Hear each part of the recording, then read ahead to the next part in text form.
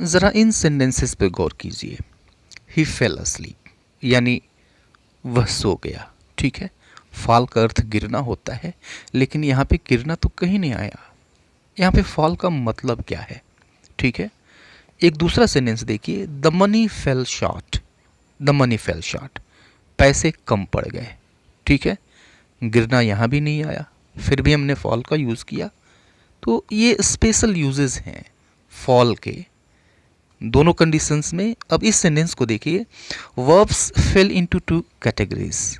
क्रियाएं दो तरह की होती हैं। ठीक है, अलग तरह का यूज़ है ये फॉल का, गिरना यहाँ भी नहीं आया।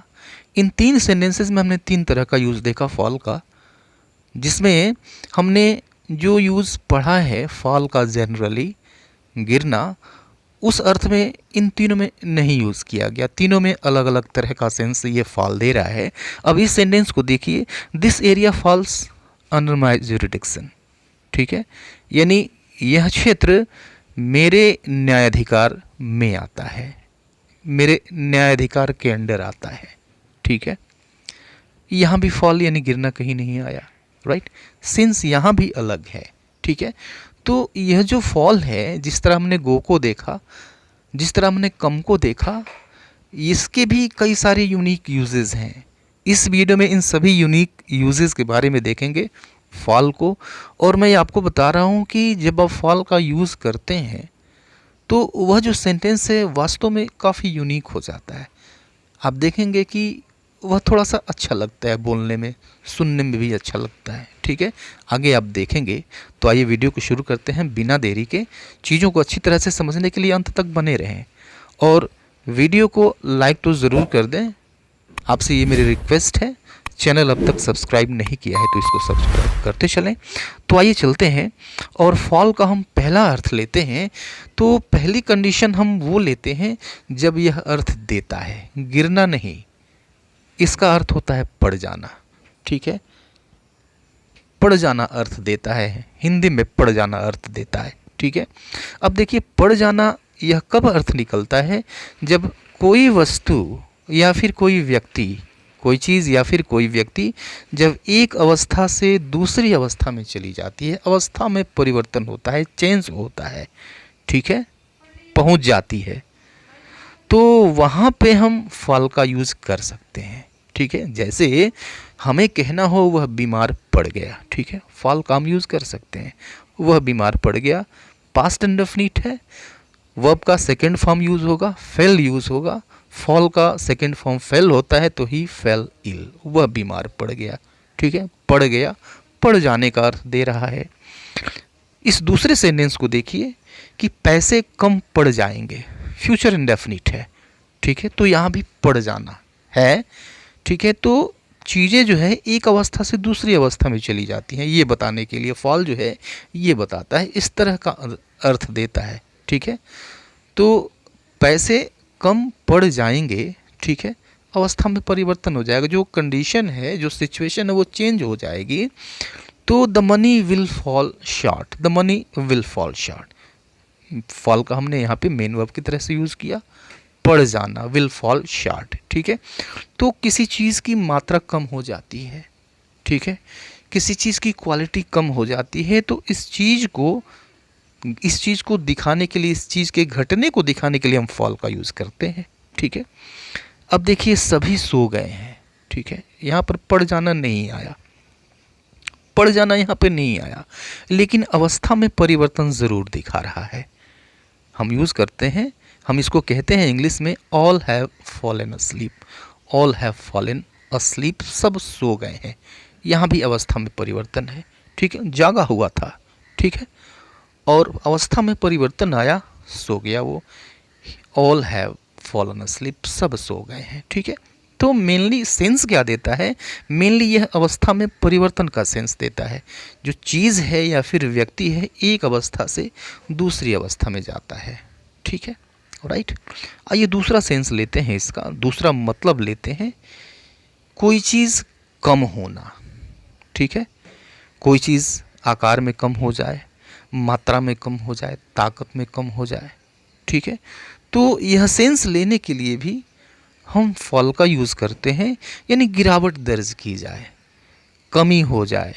जैसे एग्जाम्पल देखते हैं, इस साल कारों की मांग घटी है, ठीक है, तो इंग्लिश में क्या कहेंगे इसको हम?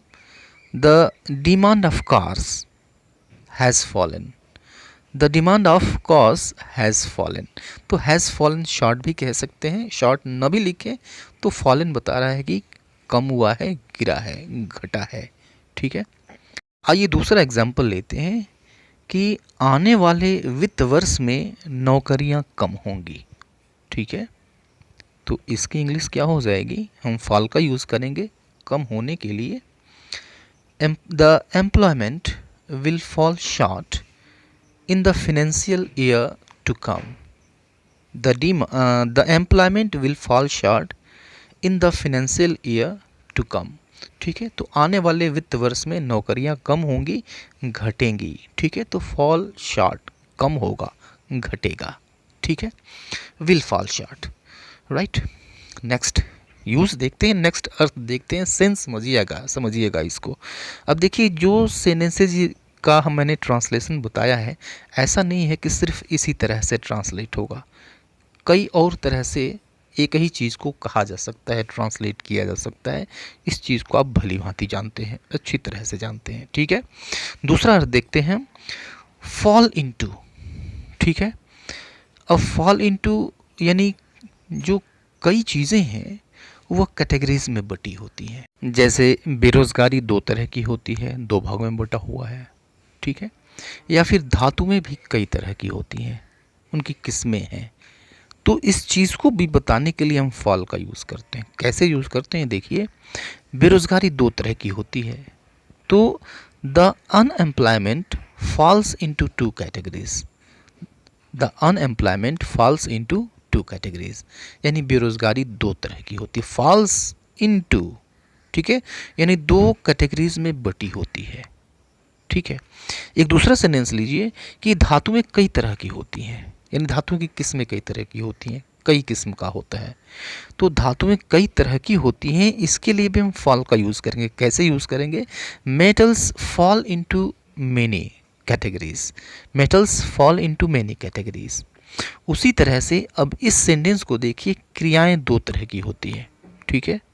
क्रियाएं जो है वह दो तरह की होती हैं, तो इसको हम इंग्लिश में कहेंगे और फॉल का यूज़ करेंगे। कैसे यूज़ करेंगे देखिए इसको और समझिए।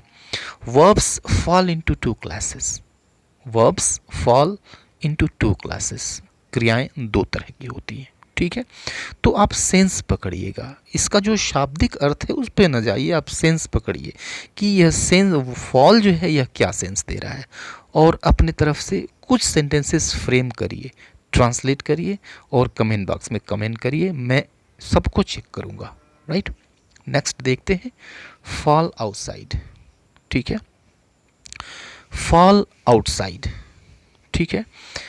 अब जैसे देखिए कि अगर कोई चीज़ है, राइट, अगर कोई चीज़ है लेकिन वह किसी दूसरी चीज़ से बाहर है, ठीक है, समझ रहे हैं आप मैं क्या कह रहा हूँ? जैसे अगर हम ये कहें कि यह मेरे कर्तव्य क्षेत्र से बाहर की चीज़ है, तो दो चीज़ें हुई, एक तो आपका कर्तव्य क्षेत्र हो गया, ठीक है, और जो दूसरी चीज़ है उसके बारे में कहा कि यह मेरे कर्तव्य क्षेत्र से बाहर है, ठीक है। तो इसके लिए भी हम फॉल का यूज़ करते हैं। कैसे करते हैं देखिए, फॉल आउटसाइड यूज़ करते हैं, ठीक है। तो फॉल आउटसाइड मीन्स बाहर की चीज़ है, ठीक है, बाहर पड़ती है, किसी चीज़ के बाहर है, फॉल आउटसाइड। यह मेरे कर्तव्य क्षेत्र से बाहर है, ठीक है। तो इसको हम इंग्लिश में कहेंगे, this falls outside my area of duty. This falls outside my area of duty, यानी यह मेरे कर्तव्य के क्षेत्र से बाहर की चीज़ है, बाहर पड़ती है, कर्तव्य के क्षेत्र से बाहर पड़ती है, राइट। अब इस एक और सेंटेंस को लीजिए ताकि चीज़ें और ज़्यादा क्लियर हो जाएं। ऑफिस का मेंटेनेंस मेरी जिम्मेदारियों से बाहर है, ठीक है। जिम्मेदारियां जिसमें हैं उसमें ऑफिस का मेंटेनेंस नहीं है, वह बाहर की चीज़ है, ठीक है। कहने का मतलब ये है, तो the office maintenance falls outside my responsibility. The office maintenance falls outside my responsibility, ठीक है। तो फॉल का ये सेंस देखा आपने, फॉल आउटसाइड, ठीक है, यानी बाहर पड़ना, बाहर होना, ठीक है। नेक्स्ट देखते हैं फॉल ऑन, राइट। तो फॉल ऑन का अर्थ होता है पर होना। हिंदी में लेंगे तो ये पर होना का सेंस देगा, ठीक है। पर होना यानी किसी विशेष स्थान पर होना, किसी विशेष समय पर होना, ठीक है। कोई हैपनिंग हो, कोई इवेंट हो जो किसी विशेष समय पे हो, कोई विशेष स्थान पे हो, ठीक है। जैसे आप कहते हैं ना कि मेरा बर्थडे 6 मई को पड़ता है, ठीक है। तो यह एक इवेंट है जो एक पर्टिकुलर टाइम पे पड़ता है। यहाँ पर भी हम फॉल का यूज़ करते हैं, ठीक है, पड़ता है, इसके लिए हम फॉल का यूज़ करेंगे, राइट। तो my birthday falls on 6th of May, my birthday falls on 6th of May. तो माई बर्थडे फॉल्स यानी मेरा बर्थडे पड़ता है, ठीक है, पर्टिकुलर टाइम दिया गया 6th ऑफ मे, 6 मई को पड़ता है, राइट। इस एग्जाम्पल को देखिए, घर पहुंचते पहुंचते हमें रात हो गई थी, राइट। तो अब देखिए यहाँ भी एक इंसिडेंस की चर्चा हो रही है, राइट। क्या हुआ वो कि वो रात हो गई थी, रात हो गई थी। तो कैसे इसको इंग्लिश में कहेंगे और फॉल का यूज़ करेंगे, नाइट हैड फॉलन, ठीक है। तो नाइट हैड फॉलन मीन्स रात हो गई थी। Night had fallen by the time we got back home, by the time यानी उस समय तक, वी गॉट बैक होम जब हम घर वापस आए तब तक रात हो चुकी थी, रात हो गई थी, ठीक है। तो नाइट हैड फॉलन मीन्स रात हो गई थी, ओके। अब इसको देखिए, फॉल अप टू, राइट। तो फॉल अप टू मतलब होता है तक आना, राइट। जैसे देखिए कि किसी के बाल होते हैं वो कंधों तक आते हैं, किसी के कमर तक आते हैं, तो किसी के घुटने तक आते हैं। तो यहाँ पर तक आने के लिए हम फॉल का यूज़ करेंगे, ठीक है, क्योंकि यहाँ पर भी हम किसी एक पॉइंट से दूसरे पॉइंट तक गिरने की ही बात कर रहे हैं। तो परोक्ष रूप से, इनडायरेक्ट रूप से यह गिरना ही है, ठीक है। जैसे अगर कहना हो कि स्कर्ट जो है उसके घुटनों तक आ रहा था, ठीक है, यानी गिरा हुआ है घुटनों तक, राइट। तो यहाँ पर भी हम फॉल का यूज़ कर सकते हैं। देखिए, लड़की के बाल कमर तक आ रहे थे, ओके। तो इसको इंग्लिश में कहेंगे फॉल का यूज़ करते हुए कि the girl's hair was falling up to her waist, लड़की के बाल उसके कमर तक आ रहे थे। The girl's hair was falling up to her waist, right. तो यहाँ पर देखिए गिरना ही है, राइट, गिरना ही है फॉल का मतलब। लेकिन अब हम कहते क्या हैं कि तक आ रहे थे, राइट। हिंदी में यह तक आना इसका सेंस देता है। आइए आगे देखते हैं अगला अर्थ, फॉल, राइट। अब जैसे देखिए, अगर कोई संयोगवश कोई चीज़ आपके हाथ लग जाती है, जैसे कहते हैं यार संयोग से एक मौका मेरे हाथ लगा हुआ है, ठीक है, राइट। एक मौका मेरे हाथ लग गया, मतलब संयोग से लगा हुआ है, बाई चांस लगा हुआ है, राइट। तो इस लगा हुआ होने के लिए हम यूज़ करते हैं फॉल का यूज़ करते हैं। कैसे यूज़ करते हैं, देखिए कि कोई तो मौका ज़रूर मेरे हाथ लगेगा, ठीक है, संयोगवश मिल जाएगा, इसकी बात हो रही है, यानी कोई तो मौका मेरे हाथ ज़रूर लगेगा, लग ही जाएगा, ठीक है, यानी संयोग से मिलेगा। अब इस मिलने के लिए हम यूज़ करेंगे फॉल का। कैसे यूज़ करेंगे, देखिए कि some opportunity will certainly fall into my hand, यानी कोई मौका निश्चित रूप से मेरे हाथ में गिर जाएगी, मेरे हाथ में लग जाएगी। तो मेरे हाथ में गिर जाएगी ऐसा नहीं कहते हैं, लग जाएगी ऐसा कहते हैं। तो यहाँ पर लग जाएगी अर्थ दे रहा है। तो some opportunity will certainly fall into my hands, ठीक है। एक दूसरा सेंटेंस लीजिए कि यह नौकरी कैसे तुम्हारे हाथ लग गई, राइट। यानी मैं जानता हूँ कि यह संयोगवश मिल गई है, मैं ये जानता हूँ, मेहनत के बल पे नहीं मिली है, संयोगवश मिल गई है। तो वही मैं पूछ रहा हूँ कि यह नौकरी कैसे तुम्हारे हाथ लगी। लगी के लिए हम यूज़ करेंगे फॉल का। तो इसकी इंग्लिश होगी how did this job fall into hands, how did this job fall into hands, यानी कैसे यह नौकरी तुम्हारे हाथ लग गई, ठीक है, राइट। अब इस सेंटेंस को देखिए, इस अर्थ को देखिए फॉल के, और इसका अर्थ समझिए, सेंस समझिए इसका, शुरू कर देना। ठीक है, कोई काम शुरू कर देना उत्साह के साथ, जोश खरोश के साथ अगर कोई काम शुरू करते हैं, फॉल का यूज़ करते हैं। ठीक है, जैसे हम कहते हैं क्या कि काम शुरू कर दो और आज ख़त्म करो, राइट।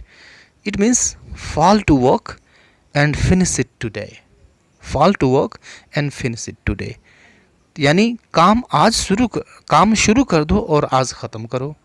ठीक है, तो अब देखिए जो हम शाब्दिक अर्थ है इसका, वर्ड टू वर्ड अगर हम मीनिंग निकालें इस सेंटेंस का, तो मीनिंग क्या निकलेगा कि फॉल टू वर्क, यानी काम पे गिर पड़ो, काम पे टूट पड़ो। मतलब यही है, काम पे टूट पड़ो मतलब क्या, काम शुरू कर दो जोश खरोश के साथ, खूब तेजी से, राइट। तो fall to work and finish it today, काम शुरू कर दो और आज ही से ख़त्म करो। ठीक है, तो ये फॉल के कुछ अर्थ थे।